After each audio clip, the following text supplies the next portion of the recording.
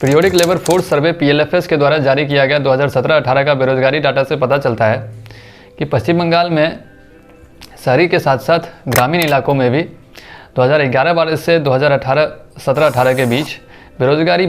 इस देश में चाहे कितनी भी भुखमरी हो, लोग रोजगार पाने के लिए इधर से उधर भटक रहे हो, महंगाई आसमान छू रही हो, इकोनॉमी बद से बदतर हो चुकी हो, धर्म के नाम पर राजनीति चल रही हो, ये सब कुछ यहाँ पर ज़्यादा मायने नहीं रखता है।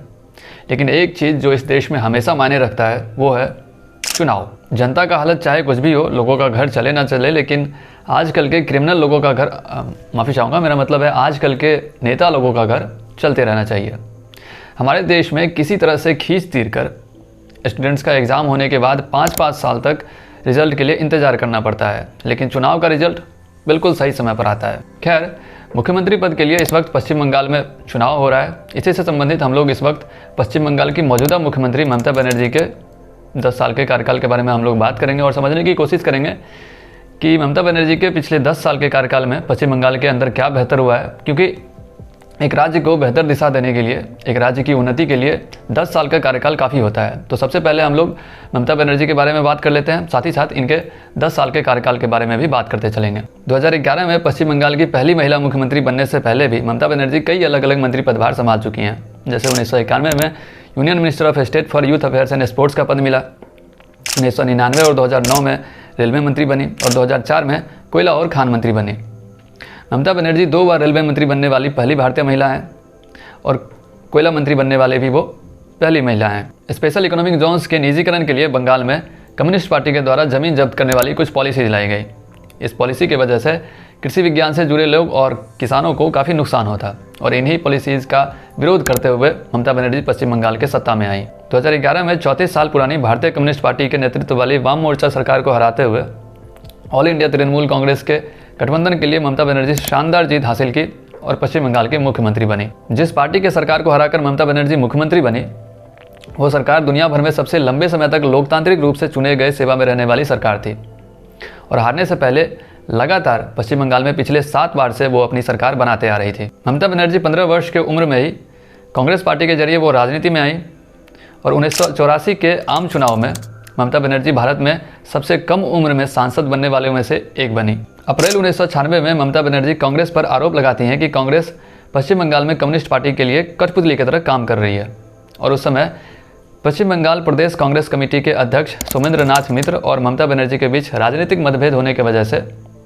ममता बनर्जी कांग्रेस पार्टी छोड़कर एक अपना अलग पार्टी बनाती हैं जिसका नाम होता है all India Trinamool Congress AITC, या इसे आप TMC भी कहते हैं। 1999 में ममता बनर्जी NDA ज्वाइन की और रेलवे मंत्री बनी। 2000 में ममता बनर्जी पहली बार अपना रेलवे बजट पास करती हैं और अपने होम स्टेट पश्चिम बंगाल में किए गए ज़्यादातर वादों को पूरा करती हैं। 2000 से 2001 के बीच 19 नए ट्रेन को इंट्रोड्यूस करती हैं, जिनमें से काफ़ी सारी ट्रेन अभी भी चलती हैं और भारतीय रेलवे में IRCTC भी ममता बनर्जी के द्वारा ही इंट्रोड्यूस किया गया था, प्रस्तावित किया गया था। 2001 में तहलका के द्वारा ऑपरेशन वेस्ट इंड का खुलासा करने के बाद ममता बनर्जी बीजेपी के नेतृत्व में NDA सरकार को छोड़ कांग्रेस ज्वाइन करती हैं।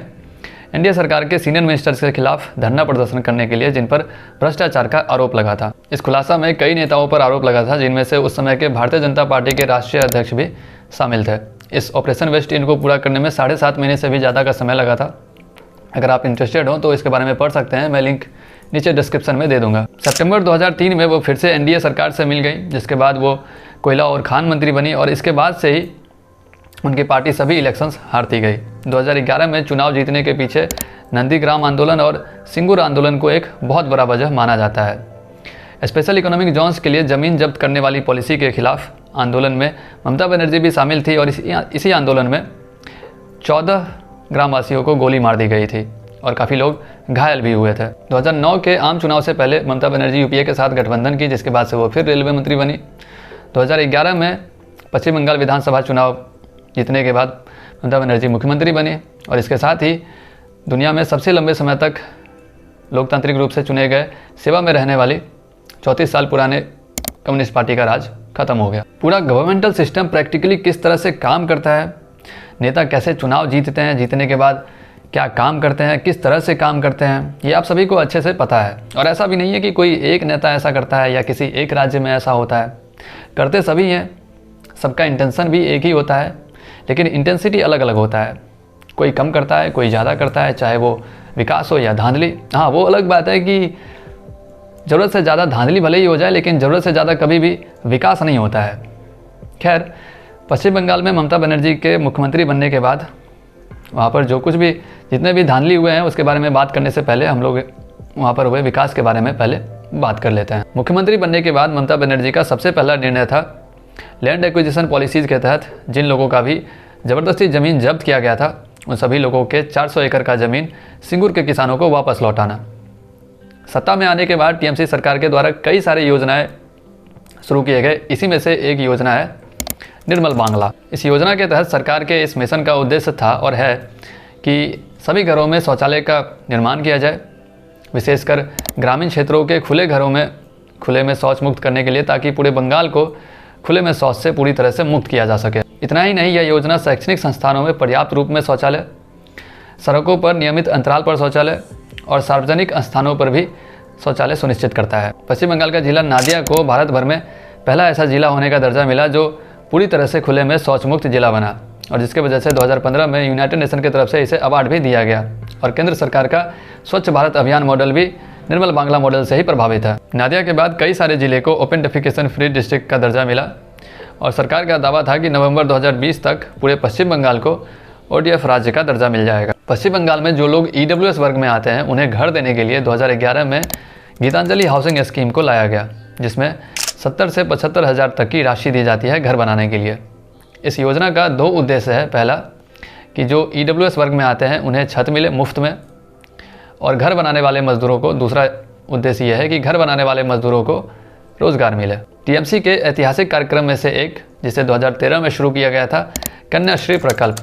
इस योजना का उद्देश्य है शिक्षा के मदद से बालिकाओं को सक्षम बनाना, ताकि कम उम्र में उनकी होने वाली शादी को रोका जा सके। इस योजना के तहत 8वीं से 11वीं वर्ग के बालिकाएं जिनकी उम्र 13 से 18 के बीच हो, उन्हें प्रतिवर्ष 500 रुपये की राशि देने का प्रावधान है, और 18 वर्ष पूरा होते ही 25,000 रुपये की राशि देने का प्रावधान है। ये दोनों प्रावधान सिर्फ उन्हीं बालिकाओं पर लागू होता है जिनके परिवार की वार्षिक आय 1,20,000 से कम हो। इसी से संबंधित एक और योजना है जिसे 2015 में शुरू किया गया था, साबू जी साथी। इस योजना के तहत 9वीं से लेकर 12वीं तक के सभी विद्यार्थियों को, लड़के लड़कियां दोनों को ही साइकिल देने का प्रावधान है। 2011 के बाद टीएमसी सरकार के द्वारा इस तरह के कई सारी योजनाएं शुरू किए गए, जिससे काफ़ी लोगों को काफ़ी लाभ मिला है, जैसे कि खाद्य साथी, साबुश्री, शिक्षाश्री, गतिधारा, लोक प्रसार प्रकल्प, फेयर मेडिकल प्राइस शॉप्स।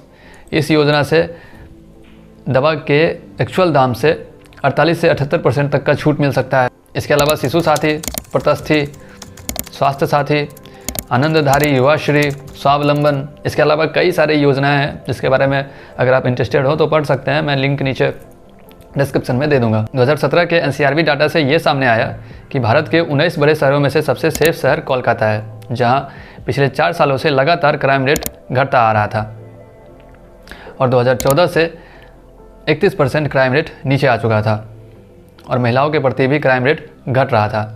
लेकिन 2019 में NCRB को टीएमसी सरकार की तरफ से कोई डाटा ही नहीं मिला, और 2011 के बाद से बंगाल में, पूरे पश्चिम बंगाल में कल्चरल डेवलपमेंट भी काफ़ी ज़्यादा हुआ है। 2019 के बजट स्पीच में पश्चिम बंगाल के वित्त मंत्री आरोप लगाते हैं कि केंद्र सरकार की पॉलिसी जैसे कि डीमोनेटाइजेशन और GST को लागू करने की वजह से पिछले 40 सालों में बेरोजगारी दर सबसे अधिक हो चुका है, और वित्त मंत्री दावा करते हैं कि इतना होने के बावजूद वित्तीय वर्ष 2018-19 के बीच पश्चिम बंगाल में 9 लाख रोजगार के अवसर बनाए गए हैं, लेकिन इससे संबंधित वित्त मंत्री के द्वारा कोई ठोस सबूत नहीं दिया जाता है। बेरोजगारी बढ़ी है, लेकिन पिछले 10 सालों में पहली बार पश्चिम बंगाल का बेरोजगारी दर राष्ट्रीय औसत से कम रहा है। ममता बनर्जी के 10 साल के कार्यकाल में कुछ स्कैम, कुछ धांधली भी काफ़ी चर्चे में रहा है, तो अब हम लोग उस धांधली के बारे में भी बात कर लेते हैं। ये जितने भी स्कैम हुए हैं उससे संबंधित एक अलग डेडिकेटेड वीडियो बन सकता है, क्योंकि उसमें बताने के लिए बहुत कुछ है। अगर आप चाहते हैं कि मैं उसे पूरी तरह से कवर करूँ तो आप नीचे कमेंट बॉक्स में बता सकते हैं। फिलहाल हम लोग सभी धांधली के बारे में थोड़ा बहुत जान लेते हैं। सबसे पहला स्कैम है Sharda scam. Sharda group financial scandal एक बहुत बड़ा स्कैंडल था, जो कि शारदा ग्रुप के द्वारा संचालित पूंजी योजना के कोलैप्स होने की वजह से सामने आया। इसे कथित रूप से राजनीतिक धांधली भी कहते हैं। शारदा ग्रुप 200 से भी अधिक कंपनियों का एक संघ था, जिसे माना जाता था कि सामूहिक निवेश योजना की तरह काम कर रहा था। आम भाषा में इसे, लोकल भाषा में इसे चिट फंड भी कहते हैं। शारदा स्कैम था तो पूंजी योजना, लेकिन काफ़ी लोग इसे चिट फंड योजना भी कहते हैं। पूंजी योजना में सिंपली नए इन्वेस्टर का रुपए लेके पुराने इन्वेस्टर को दिया जाता है, पे किया जाता है। लेकिन चिट फंड योजना थोड़ा इससे अलग तरह से काम करता है। अगर आप इसके बारे में डिटेल में पढ़ना चाहते हैं तो आपको लिंक नीचे डिस्क्रिप्शन में मिल जाएगा। अप्रैल 2013 में शारदा ग्रुप कोलैप्स होने से पहले 20 से 30 हज़ार करोड़ रुपए जमा कर चुकी थी, जो कि एक बहुत बड़ा रकम है।